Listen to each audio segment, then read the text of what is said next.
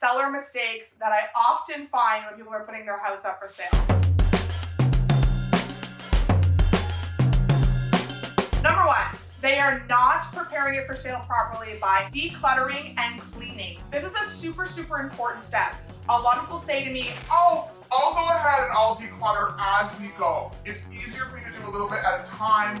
your photos are taken once. Clean it properly once, declutter it fully once. Then the photos look their best online. I've been in a lot of homes that declutter as they go along, and they look better and better every time I go there. But guess what? In the photos, they look like I went there the first time. They did not bother to do it early enough. So that's the first thing. Declutter and clean your house right away because the photos are only taken once, and when you're ready to list, it needs to look good. The next one is overpricing your home. So if you're going to price it, to try to get the highest number, that's a great idea for a lot of people who have lots and lots of time to waste, I guess. But if you want to sell your home and not have people come through it for months and months on end, price it correctly so it can actually sell. Because if that's your goal in the end and you want to sell your home, then just price it right and actually get it sold.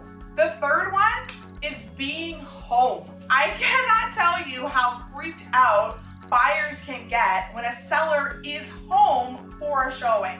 There's reasons why people have to stay at home, and sometimes we're warned about it ahead of time, but it is just an awkward feeling when a buyer is in the house and someone is there and they're pointing out, I've had weird things pointed out. They're pointing out, the work they did here that they're so proud of, and the buyer absolutely hates it. I had a man point out once the holds he used to put his fake leg on with. The buyers were like, great, but I don't need to do that. Some of the features in a home that a seller likes to point out aren't really attractive to buyers. So being there to point that out is awkward. Sometimes I've had sellers sit outside and smoke while they're waiting for someone to finish up in their home. Nothing gives a worse impression to a buyer than a seller who's just out there hacking a dart, like stinking up the whole backyard. They think they smoke in the house, that even if they never do, there's lots of things that they can, basically put in their mind about what is happening in the house. So if the seller is home, the seller can give that weird impression to a buyer. So just stay away. I know it's awkward. Find a friend, go out for dinner, go to the movies, whatever it might be, but do your best as a seller to not be home. That's mistake number 3. Mistake number 4 is not lighting your home properly. Lights are something that when you live there, you don't look at a lot. You know which lights need to be on. You're used to having certain ones on. If you have light bulbs burnt out, change them. If you have lights that are a different hue or color from anywhere else in the room you can see, change them. If it's dark when you're showing your home, turn them on.